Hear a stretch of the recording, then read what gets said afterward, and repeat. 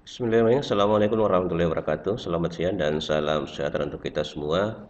Saya Samsur Rijal dari Universitas Mula Warman Samarinda, Kalimantan Timur. Saya akan mempresentasikan makalah saya tentang bukti linguistik keberadaan pasar barter di Kalimantan. Manusia sebelum mengenal uang biasanya hanya berpatokan pada sistem tribal yang biasanya dikenal dengan sistem yang berpusat pada kesukuan. Nah, disitulah muncul barter yang sampai saat ini kita kenal dengan istilah salah satu sistem transaksi jual beli. Nah, barter ini tentu memiliki banyak kelemahan.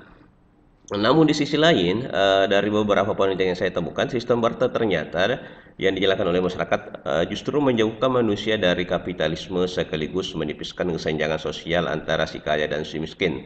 Nah, hal ini telah dibuktikan oleh Afriyati dan kawan-kawan bahwa sistem barter merupakan salah satu modal sosial untuk menjaga hubungan antar pedagang di pasar Lok Baintan, Kalimantan Selatan. Nah, di pasar Lok Baintan ini di Banjarmasin, Kalimantan Selatan masih berlangsung sampai saat ini sistem barter yang di atas perahu. Kalau kita misalnya nonton itu di atas perahu. Sebagai tambahan bahwa ternyata sistem barter ini hanya banyak dipelajari di pelajaran ekonomi dan sejarah, tetapi sangat sedikit dibahas dalam pelajaran budaya. Sementara menurut saya barter itu bagian dari budaya yang menjadi cikal bakal sistem perdagangan untuk saat ini.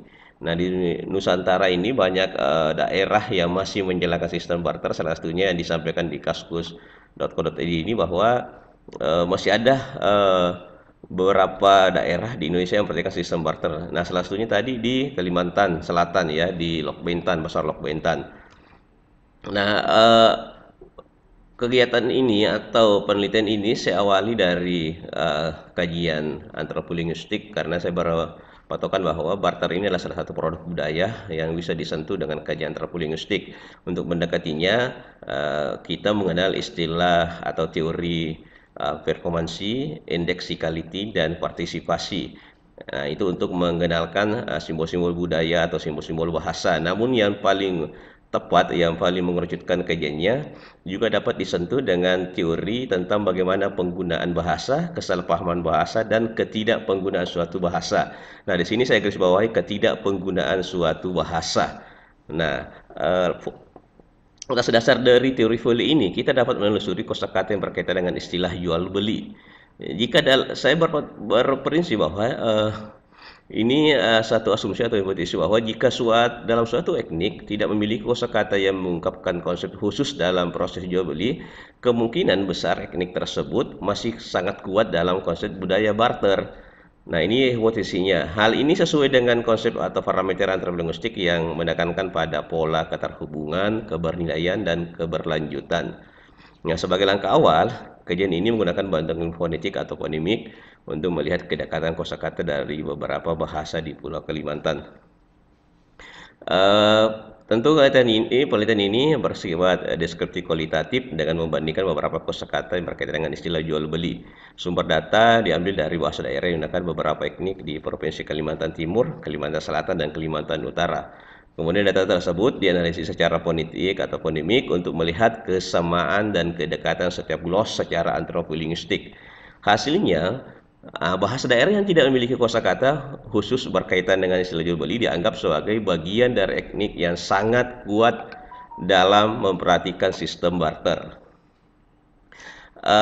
Analisisnya, kita berpatokan bahwa begini ya, barter identik dengan peradaban yang primitif dan itu berada di Kalimantan Timur atau Kalimantan secara umum, dan ini tidak bisa juga dibantah sepenuhnya meskipun ya kadang-kadang orang tidak pernah ke Kalimantan mengatakan banyak primitif, mungkin karena salah satu hal yang dikatakan seperti ini karena adanya sistem barter, dan itu memang pernah terjadi dan saya mencoba membuktikannya lewat bukti-bukti linguistik. Nah, sebagai informasi awal, berikut saya tampilkan tabel kosakata yang berkaitan dengan jual beli beberapa bahasa dari rumpun Melayu dan rumpun Dayak. Nah, kita lihat beberapa secara singkat saja. Misalnya kata beli, ini dari bahasa Melayu ya, rumpun bahasa Melayu itu bahasa Kutai. Bahasa Kutai ada 3 dialek sini. Kutai Muara Encalong, Kutai Tenggarong, dan bahasa Kutai dialek Kota Bangun. Ada bahasa Pasir, bahasa Banjar, bahasa Bandua atau Berau, dan bahasa Bajau. Ini kalau kita lihat kata beli ini hampir tidak semuanya menggunakan kata akar kata beli ya, yang dari bahasa Melayu atau bahasa Indonesia. Ya, jadi tidak ada kata-kata khusus yang tentang kata beli. Ya mungkin di bahasa daerah lain ada ditemukan, tapi ini tidak. Nah, yang agak unik, yang paling kuat itu bahasa Banjar, justru kata membeli ini disebut sebagai kata tukar atau menukar. Jadi kalau orang Banjar membeli itu dia mengatakan menukar ya. Ya di daerah Banjarmasin dan sekitarnya itu kalau disebut membeli dia menukar. Jadi ini sangat kuat membuktikan bahwa barter pernah terjadi di situ dan sampai sekarang masih ada beberapa pasar di daerah Kalimantan Selatan. Nah, kata jual juga begitu ya, mirip-mirip semua. Kata mahal dan murah ini jarang sekali kita temukan kata khusus dari kata mahal. Nah, ini ada larang ya, justru dari bahasa Jawa. Ya, rugi juga apalagi. Kemudian kita lihat di kosakata rumpun bahasa Dayak.